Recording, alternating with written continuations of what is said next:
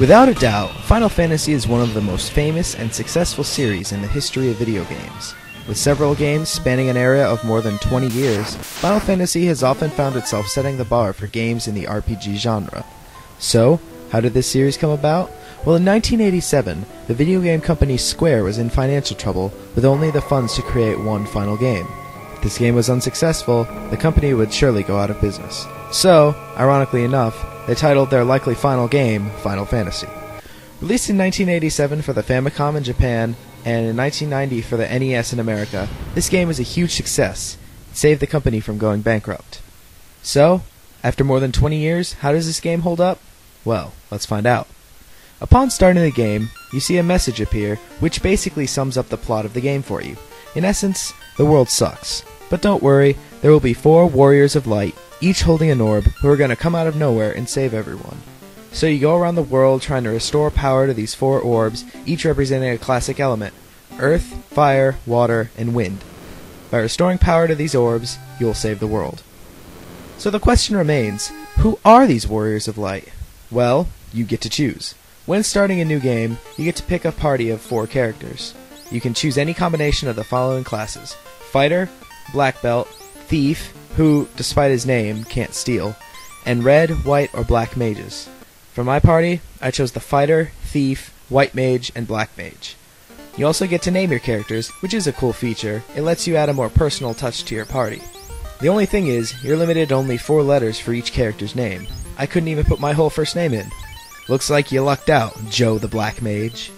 Now, as far as development goes, aside from the basic leveling up, there's not too much of it, as the Warriors of Light all remain silent protagonists throughout the entire game. But at one point, all 4 of them upgrade, become better, stronger, and faster than they were before. The Fighter becomes a Knight, the Thief becomes a Ninja, the Black Belt becomes a Master, and the Red, White, and Black Mages all become Wizards.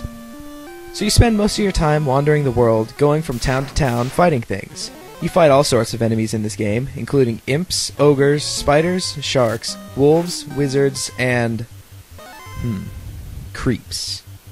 Don't go into the vans, kids.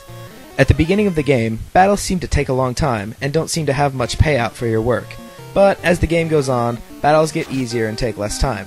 However, I do feel that at some points, there is a bit of an emphasis on grinding, or mindlessly battling to level up your characters.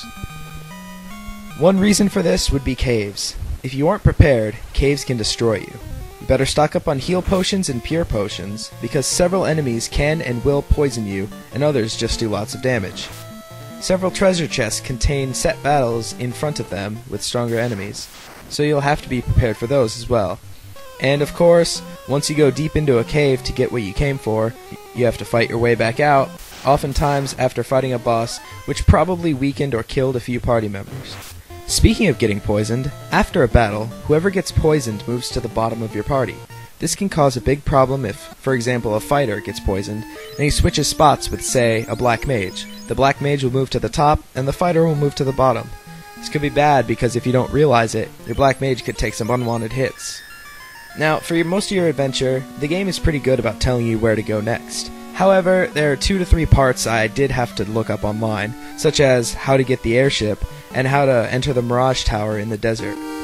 But, minor gripes aside, this is a great game. The plot was as good as it got on the NES, with some interesting characters, and the music, which was composed by the now legendary Nobuo Uematsu, is superb, despite the limitations the NES had. If you get the chance, definitely check this game out.